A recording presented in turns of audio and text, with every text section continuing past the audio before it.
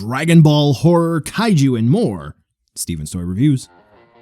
Hey there, collectors, it's going to be Steven here, and welcome back to another SH Figuarts review, where today we're going to be taking a look at the Spy Family Father Forger Loid, or Twilight, or whatever name you would prefer to call this devious spy in the title of the anime, or manga, or whatever you would prefer. So Loid is going to be the second of the Figuarts that I'll be reviewing, and guess what? Come back soon. We'll take a look at Yor. We already covered Anya, so obviously we have to look at Papa. Loid is going to be the weakest of the three, but quite frankly, if this is going to be the weakest, then I think we're off to a good start for a soft reboot, if you will, for Tamashii Nation's attempt at really digging in to anime SH Figuarts, especially for the more so flavor of the month, if you will. What do I mean? Well, let's take a look to see whether or not Loid is going to be worth adding into your collection.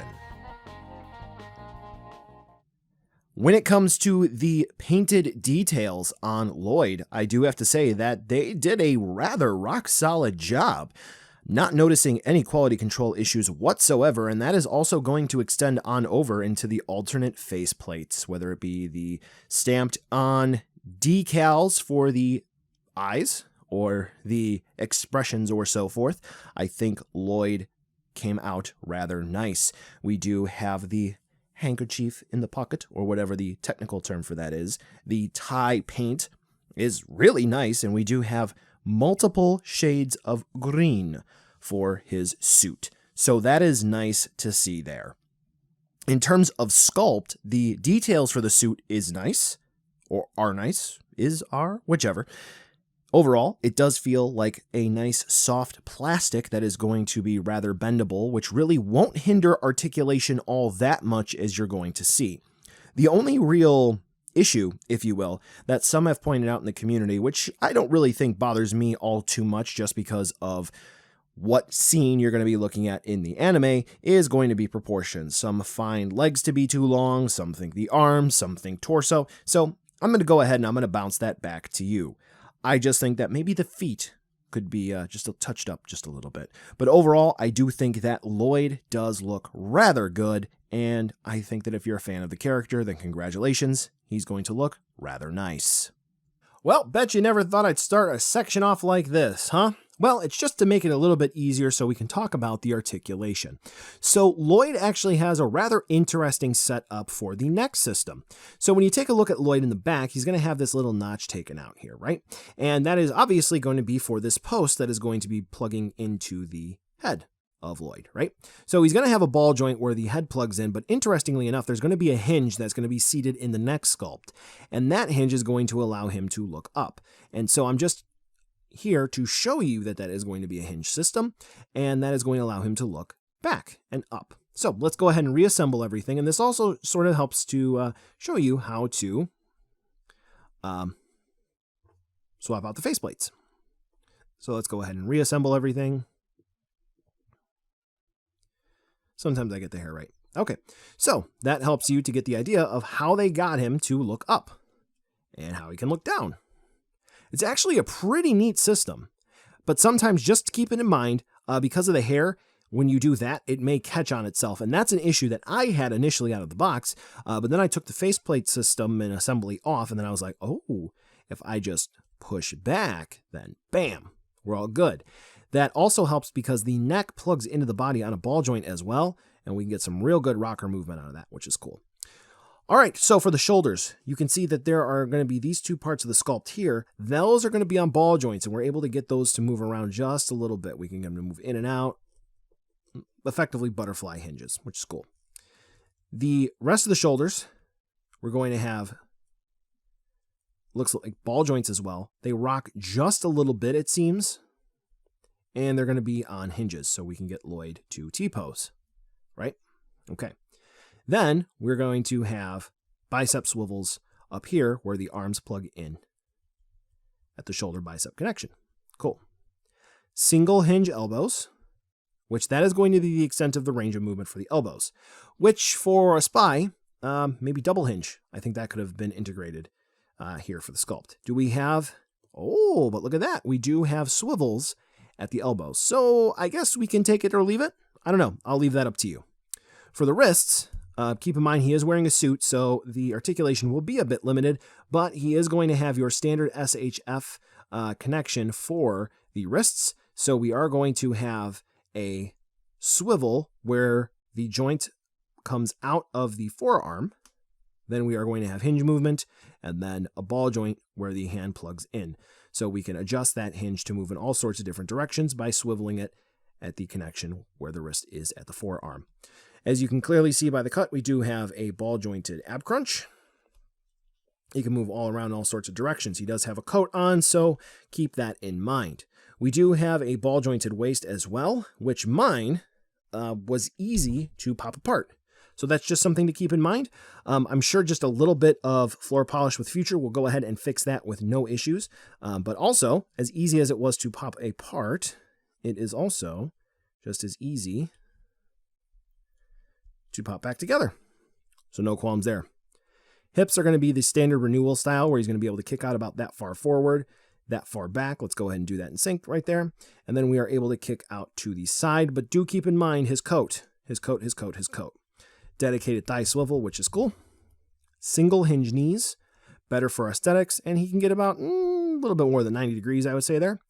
Then for the ankles, we do get swivel movement where they plug into the legs, hinge, forward and back, ankle rocker movement, and toe hinge. Which, of note, taking a look at the Spy Cross family Figuarts, and then also taking a look at my headless Ultimate Gohan here, I noted that they started to move away from the metal pins in the toes. Taking a look at the event exclusive Super Saiyan 2 Goku, it's a metal pin in there. Interesting. But nevertheless, just something I wanted to point out for those keeping score at home. Loid moves just fine. No real issues if you are looking to get him into some fun poses. It just, wonder why they didn't go for double hinges here or there, aside from maybe aesthetics. Or, interesting, we only have SH Figuarts of the Forgers. Nevertheless, he moves just fine. Accessories, and Loid does come with 4 faceplates. He's going to come with a set of splayed hands, fists, and trigger hands that are also going to be mimicked, but not one-to-one with gloved hands. And he's also going to come with a pistol. I don't know exactly which model that is. I'm sorry, gun aficionados. My bad. All right, so for the alternate faceplates, by default, he comes with a normal sort of stern faceplate. He's also going to come with a sort of smiling faceplate. He's going to come with an eyes closed and smiling, rather happy faceplate. Maybe Anya finally got a good grade. He's going to come with an intense yelling faceplate. And then embarrassed, screaming, whatever kind of faceplate this is going to be. All right, cool. Now, for the hands, this is actually a rather neat one. So, like I said, they're mimicked. They're not one-to-one. They look the same. They're meant to be gloved. So here's the splayed hands, right? Splayed hands. The gloves actually have gloved details to them. You can see creases. So that's going to be the same for all of them. They didn't just go ahead and recast the hands in black plastic to make it look like gloves. No, they actually added details. So kudos to Bandai for that. When it comes to the pistol that he has, the handgun, we can see some nice painted details. Some sculpt, considering the size. Okay, we can't have one-to-one details there. That's fine. The only issue here is that with both sets of hands, so this way he can hold the gun, it's rather difficult to have him put the finger on the trigger and hold it at the same time. It's actually rather odd, but if you take a look at the promotional pictures, you're going to see that it sort of rests in the palm of his hand with the trigger sort of lining up on the side, but not on the trigger. That makes it fit better. Odd, but nevertheless, it works. So here are going to be some action shots for you, and I guess the old anime trope can work for the dads in the anime family as well. Just of note, the sort of gangster style here, Loid, those are going to be extra aftermarket accessories that you can definitely find. Rather affordable. So when it does come to the accessories, I would have to say that for Loid, the Spy, He comes with a whole bunch of different option part possibilities based on the anime. We do know that at one point he is smoking and he gives up smoking because he's a dad. He wants to be a good role model for Anya, so he does stop smoking at one point. He does use other sorts of firearms in a few different scenes. He does have the option for other masks, a suitcase, jewels, whatever he may be stealing. But with that also being said, he does have a few other uniforms. So with that in mind, will we get another suit for Loid in the future? Who knows? But as it stands, they could have thrown in another accessory too. I think that would have been pretty nice, but nevertheless, considering the price and the competition, I think it's a solid package. If you do need other effect parts, stands, which I think they could have thrown in one, or anything else, I got videos to help you out.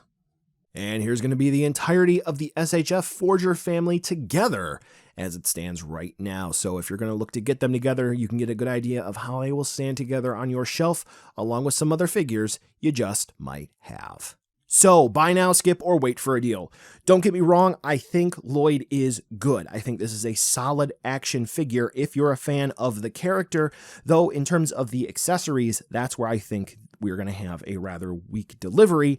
But otherwise, again, all three of the Spy family Figuarts are rather solid, with Loid being the weakest. But again, if this is going to be the weakest, then I don't think we really have a problem here. Quality control is rather solid with no real issues on this particular unit, and that's about all I have to say. If you are a fan of the anime or the manga, or maybe you just like the design, maybe you want an anime James Bond, congratulations. Good choice. Hey collectors, that's going to wrap up the video today, and as always, thanks for watching, commenting, sharing, subbing, it all helps. I always enjoy responding to comments, so be sure to drop one down below and I will respond if I can. I do have supporters on Patreon as well, and each review gets an end card to show who is supporting each month, so here are the end cards. Camera batteries, SD cards, even hard drives. It's not possible without that support, so thank you so much from the bottom of my heart. Here's the final end card, so this way you can click subscribe, check out another video, or even check out the social media outlets. You want to.